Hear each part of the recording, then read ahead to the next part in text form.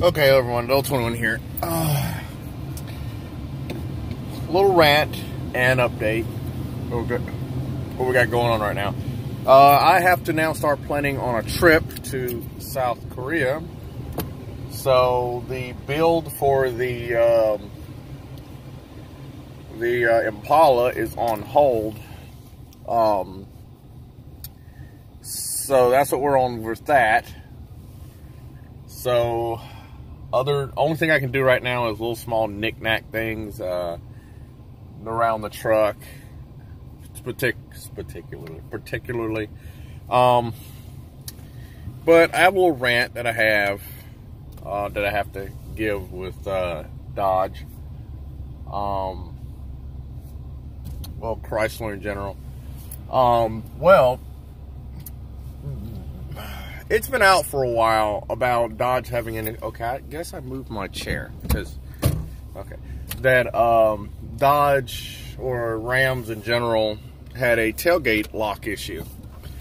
Okay, the fix that they came up with for this, I'm not ranting about the fix. I mean, any fix is a fix. I mean, no matter how trivial it is. I mean, Ford has a repair for their F-150s catching fire by putting aluminum tape around the edges of the carpet. So, I mean, it's not as chic as that. Dude, make a wide turn. Jesus Christ, your damn F-250 is not that long. But the fix for the tailgate is a little rubber stopper or a plastic stopper, whichever material they decide to make out of, is to put that in between underneath the rubber, in between the actual lock actuator and the locking arm, to keep the actuator from overextending from what it's supposed to keep it from breaking. Okay, this rubber piece is about yay big, about yay long. This rubber stopper cannot, and I repeat, cannot, according to my local Mopar dealer, I cannot purchase this recall part myself.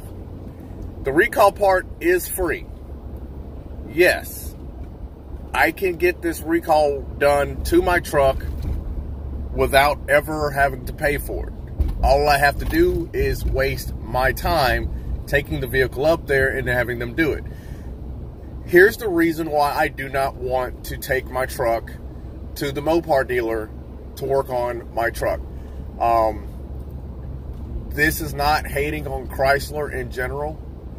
The issue that I've had with any dealer is that even on recall parts, I should not have to sit there for, this is a 5-minute fix. Literally, it's because they're going to use drills anyway. So it's a 5-minute fix to drop the tailgate, take the panel off, pull the rubber back, put the rubber piece in, pull the rubber back, put the cap back on, screw the hex bolts back down. It's a 5-minute job. I swear to God, it's 5 minutes. I am not going to take my Ram. It is not my primary mode of well, as of March, when I finished putting the vehicle back together just before I registered it, it's been my primary vehicle, but it's not my only vehicle. I mean, the weather's getting cold, but I mean, this is what we're at right now in Mississippi. So I can ride my motorcycle. I can take my Pathfinder. I have other modes of transportation that I can take. But here's the thing. The problem isn't having multiple modes of transportation. It's you have to figure out a way to get your vehicle up there and either wait for it or get your vehicle up there and have someone get you and take you back. My dealership does not offer like a courtesy vehicle that you can drive while the recall or while work is being done. They don't offer that. I guess if you're a high enough premium membership member or something, maybe then. If it's a repair that's really extensive that the dealership covers or the manufacturer covers, maybe then. But not for a little small rubber thingy. I don't live but 2 miles. I live like 1.5 miles in direct route, but it's like 3 miles because it's no direct line straight to the dealership. So let's say it's 3 miles from the dealership to my house. Now, I have to either wait 5 hours, that might be pushing it, right? 3.5 hours between dropping my truck off and getting my truck back. That's 3.5 hours to just put a little rubber or plastic little stopper in that takes 5 minutes. I'm not going to do that. But that's not the reason I won't take my truck to the dealership. Well, that's why I won't take it to a dealership in general. But that's not why I won't take my truck back to this dealership. The reason I won't take my truck back to this dealership, I mean, I love the people that are at the dealership. I mean, they've gotten rid of a lot of people, a lot of cool people. But the reason I won't take it back to that dealership is because, remember, when I first got this truck and brought it from the Copart, this truck was a flooded truck. I took this truck to that dealership the first time, only to get an assessment done, which I had to pay for, which is not complaining, because I had to pay for an assessment, which is $100. All right? Not a repair, not a diagnostics, just an assessment of what they think it needs. All right? Took it in, brought it back. After I did that and had all of my stuff replaced in it that I needed for the truck to operate, I need the truck programmed. I had to pay for a programming fee and a diagnostics fee, which was $150 because they never programmed it, because they somehow ripped the wire that sends power to the RFH module in the back, and the truck lost power. So they never programmed it. They said it couldn't be programmed. So I still had to pay the $150. Now, when I brought the truck back, after I repaired the damage that they did to it, I brought the truck back. Again, I only need the truck to program, because without the body control module programmed, the truck doesn't know what it has on it to power. All right, so I needed that program. They said they could not program it. I know why they couldn't program it. It's because the the occupant restraint module is what was causing a short in the system. The occupant restraint module wiring is what was causing the issue. Well, that was part of the dash harness. The dash harness was used, and the dash harness had not been replaced yet, but it was still operational. But it was only from that particular module that actually had an issue. So they said that they could not diagnose what's wrong with it, even though I'm still paying a diagnostics fee for them to find, to program it. And if they can't program it, they have to diagnose for the time that they have to charge to program it. So I'll put it this way. It's $100 even plus tax to, where am I going? I want to say it's on this end. I'm at Home Depot. But I want to say it was $100 to program. It's also $100 to diagnose. If they can't program, they have to diagnose why they can't program and tell me why they couldn't program it, and still charge me $100, because they have to, say, okay, we're still charging you $100 because,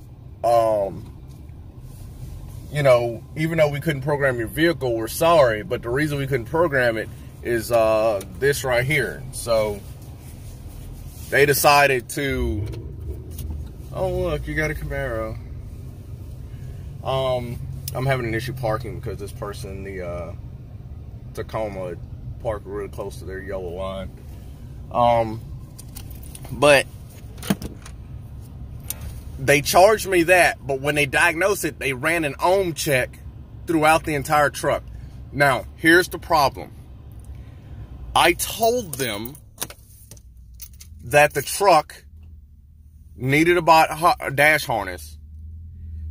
Well, it didn't need a dash harness. I told them it needed the wiring from the occupant restraint module to the actual CAN bus connector replaced, which would entail basically replacing the whole dash harness, which I had at home.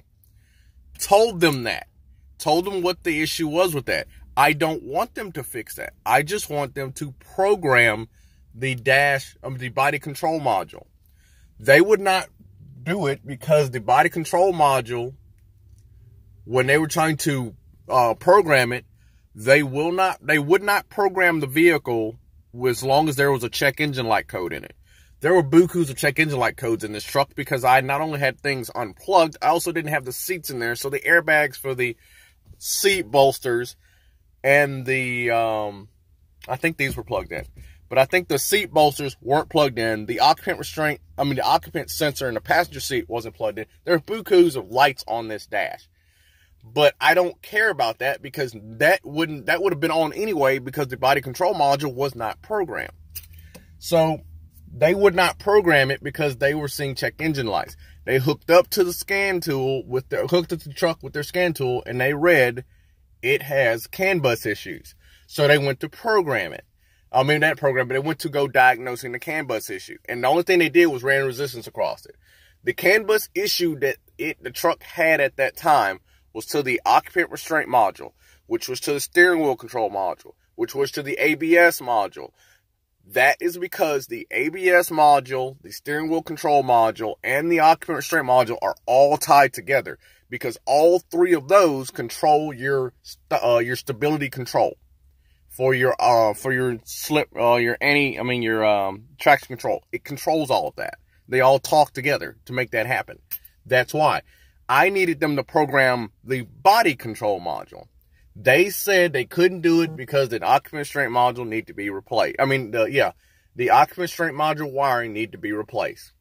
Then, when I was leaving, when I was trying to talk to them about getting it programmed regardless, no matter what, like forgetting that it has this issue and just programming it like I wanted them to, they said they can't go any further.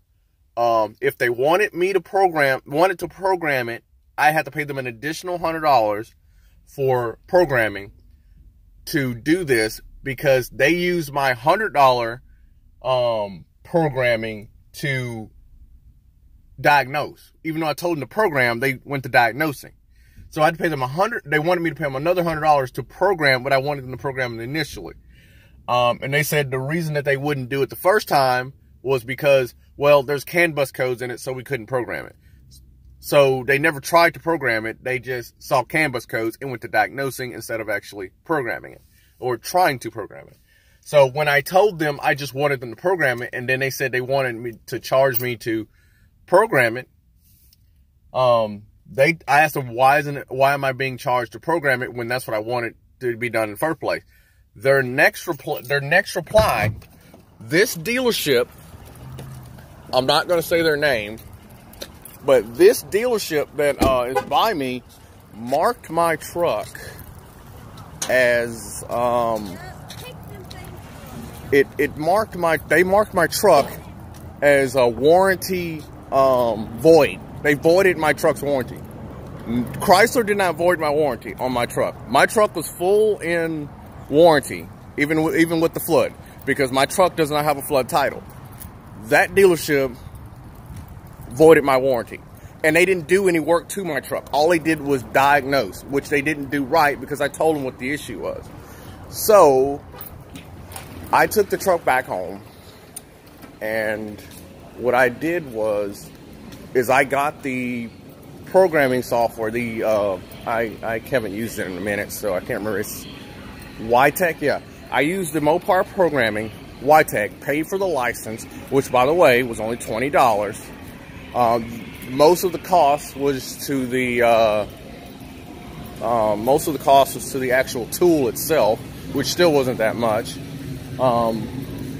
Which, by the way, in the price I spent on, let's say, hardware, okay. The price I spent on the tool and the programming license to program my own body control module, let's just say that it was the same price. So I can't figure out for the life of me why they were charging that much and wouldn't program it. Sorry, I'm trying to figure out where the heck I gotta go.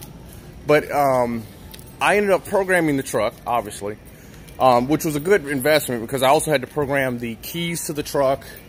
I had to program the body control module, had to program the RFH module, had to program the ignition control module, and something else. I can't remember what it was. I had to program something else. That's the tools conduits. But anyway, I had to end up doing all that. So if they put me through the shoehorn to just do that, just imagine what they would do. Yes, if you have a recall, they're required to do it, even if the truck's been in the flood or whatever. They're required to. But if they ran me through that and voided my warranty, and they didn't have to perform work on my truck, and the truck did not have a database of a flooded title, it had a salvage title, but it wasn't an official salvage title. So it wasn't Chrysler that did it, it was that dealership that did it. So that is why I'm not taking it back to that dealership. So I'm probably going to be looking online for that recall part to get that part put on. That, or I'll wait till it breaks. And here's the thing. This is what I found out too. You won't believe this. If you, like, say if it broke right now. Say if my tailgate lock broke right now.